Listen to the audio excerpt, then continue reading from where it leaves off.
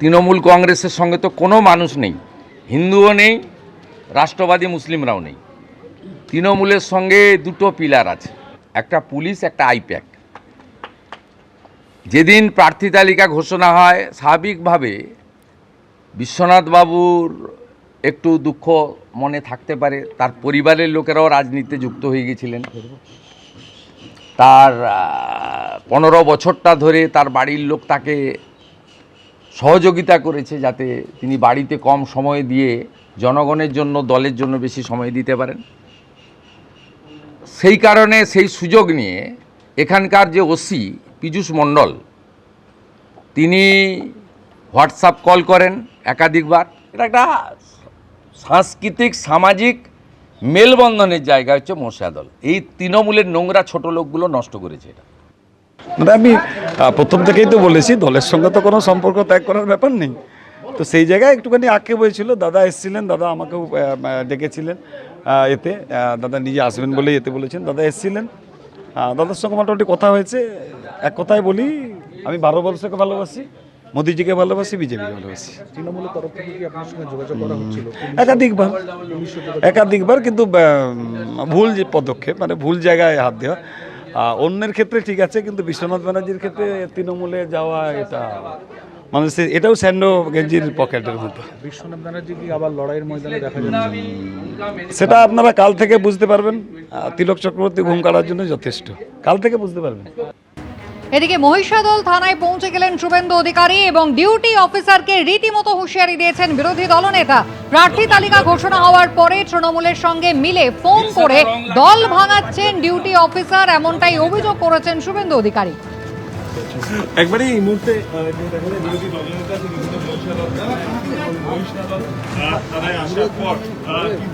উনি WhatsApp call করে উনি এবং আরেকজন পুলিশ অফিসারের সঙ্গে কথা বলিয়ে দিয়েছিলেন। আমাদের কাছে কমপ্লিট রেকর্ডটা আছে। আফটার এমসিসি এগুলো পুলিশের কাজ নয়, পুলিশের কাজ নয় আইপ্যাকের সঙ্গে কথা বলে এগুলো করা। এই সেম অভিযোগ তমলুকের এসডিপিও, নন্দীগ্রামের আইসির বিরুদ্ধে আছে। আমি সতর্ক করে দিয়ে গেলাম।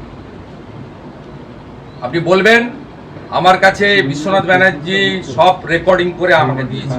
বিশ্বনাথ ব্যানার্জির বাড়ি থেকে আসছি, এটা পুলিশের কাজ নয়। বেতন তৃণমূল দেয় না, ট্যাক্সের টাকায় বেতন পান, অশোক স্তম্ভ লাগানো আছে। বিএনএস অনুযায়ী, ইলেকশন কমিশনের গাইডলাইন অনুযায়ী কাজ করতে বলবেন। উনি নিজে থাকলে আমি বলে যেতাম। আমি অন রেকর্ড সিসিটিভির সামনে ডিউটি অফিসারকে খুব পোলাইটলি এবং জেন্টলি বলে গেলাম, এটা পুলিশের কাজ নয়। উনি হোয়াটসঅ্যাপ কল করে উনি এবং আরেকজন পুলিশ অফিসারের সঙ্গে কথা বলিয়ে দিয়েছিলেন। দেখতেই পাচ্ছেন একেবারে মহিষাদল থানার ভিতরে পৌঁছে গিয়েছেন বিরোধী দলনেতা, যেখানে ডিউটি অফিসারকে তিনি রীতিমতো হুমকি দিচ্ছেন, হুঁশিয়ারি দিচ্ছেন। শুভেন্দু অধিকারী বলছেন মাইনে কিন্তু তৃণমূল কংগ্রেস দেয় না, আইপ্যাকের সঙ্গে মিলে তারা হুমকি দিচ্ছেন, দল ভাঙানোর কাজ করছেন, এমনকি বিশ্বনাথ বন্দ্যোপাধ্যায়ের নাম পর্যন্ত তিনি করছেন।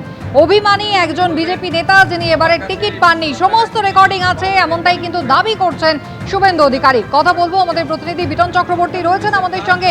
বিটন, পুলিশের পক্ষ থেকে কোনো প্রতিক্রিয়া কি মিলল? দেখো, এখনো পর্যন্ত কিন্তু জেলা পুলিশের তরফ থেকে কোনো প্রতিক্রিয়া পাওয়া যায়নি। যদিও এই সময়ে ওসি মহিষাদল তিনিও সেখানে ছিলেন না, ফলে তারও কোনো প্রতিক্রিয়া পাওয়া যায়নি।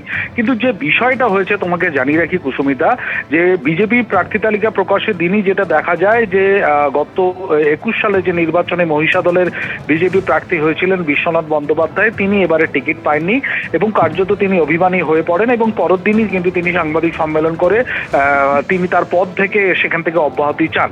এবং আজকেই কিন্তু সেই বিশ্বনাথ বন্দ্যোপাধ্যায়ের বাড়িতে আসেন শুভেন্দু অধিকারী এবং তার সঙ্গে ভেতরে গিয়ে বেশ কিছুক্ষণ ধরে তার কথাবার্তা বলেন এবং তার বাড়ি থেকে বেরিয়ে আসার পর সরাসরি কিন্তু শুভেন্দু অধিকারী যেটা অভিযোগ করেন যে তাকে অন্য দলে চাপ দেওয়ার জন্য, যেহেতু তিনি অভিমানী হয়েছিলেন, তিনি তার সমাজ মাধ্যমে লিখেছিলেন, বিভিন্ন জায়গায় তিনি তার পদ ছাড়ছেন এমনটাও জানিয়েছিলেন। তারপরেই তাকে কিন্তু মহিষাদল থানার ওসির নাম করে তাকে সেখানে ফোন করা হয় এবং এক তৃণমূল নেতারও নাম তিনি তিনি করেন, সে তৃণমূল নেতার তরফ থেকেও ফোন করে তাকে তৃণমূল কংগ্রেসে যোগ দেওয়ার জন্য চাপ দেওয়া হচ্ছিল, অন্তত এমনটাই অভিযোগ করেন।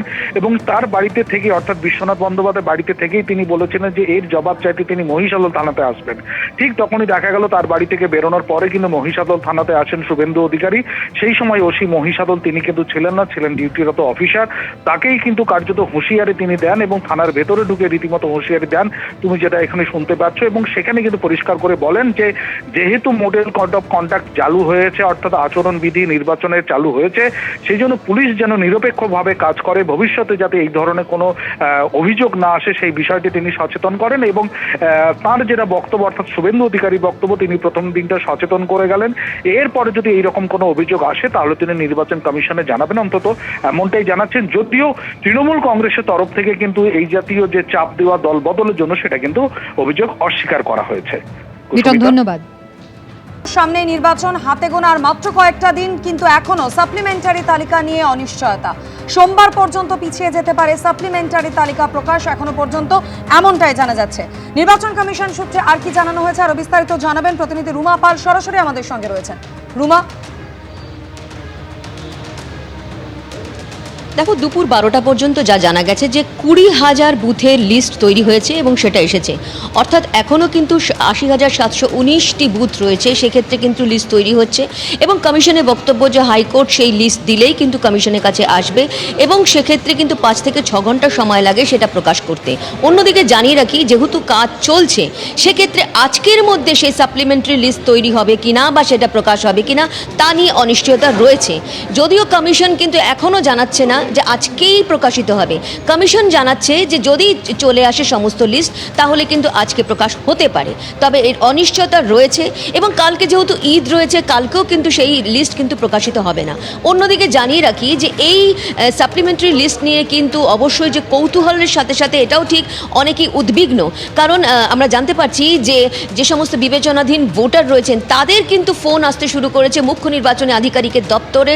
মুহুর্মুহু ফোন আসছে যে কখন এবং কবে লিস্ট এই বেরোবে। যদিও এখনো পর্যন্ত যেটা জানালাম, দুপুর 12টা পর্যন্ত 20,000 বুথের যে লিস্ট এসছে এবং সেক্ষেত্রে জানিয়ে রাখি 25,34,000 নিষ্পত্তি হয়েছে, সেরকমটাই নিষ্পত্তি হয়েছে এবং এরও 25 লক্ষের মতনই কিন্তু লিস্ট বেরোবে এবং তার মধ্যে থেকে প্রায় 10 লক্ষের মতো বাদ যেতে পারে এমনটা কিন্তু জানা যাচ্ছে। কিন্তু ফাইনাল যে সাপ্লিমেন্টারি লিস্ট কবে বেরোবে, আজকে কি আদৌ বেরোবে এমনটা কিন্তু জানা যাচ্ছে না। অর্থাৎ আজকে যদি না আসে সেক্ষেত্রে কিন্তু কালকে ঈদ রয়েছে, তারপরে কবে বের করবে কমিশন, রবিবার নাকি সোমবার, সেটা কিন্তু কমিশনের ওপর নির্ভর করছে। কিন্তু এখনও পর্যন্ত যা খবর, মাত্র 20,000 বুথের কিন্তু লিস্ট এসে পৌঁছেছে। এখনও 80,719টি বুথ রয়েছে, যদিও কিছু কিছু সেক্ষেত্রে বুথ রয়েছে যেখানে কিন্তু বিবেচনাধীন নেই। সেক্ষেত্রে কমিশনের বক্তব্য সমস্তটা এলেই কিন্তু তারা বলতে পারবেন। অর্থাৎ আজকে প্রকাশ করা নিয়ে কিন্তু অনিশ্চয়তা রয়ে গেল এবং যেহেতু কালকে ঈদ, কালকেও প্রকাশ হবে না। একদমই রুমা, আপাতত তোমায় ধন্যবাদ জানাচ্ছি। এবিপি আনন্দ, এগিয়ে থাকে, এগিয়ে রাখে।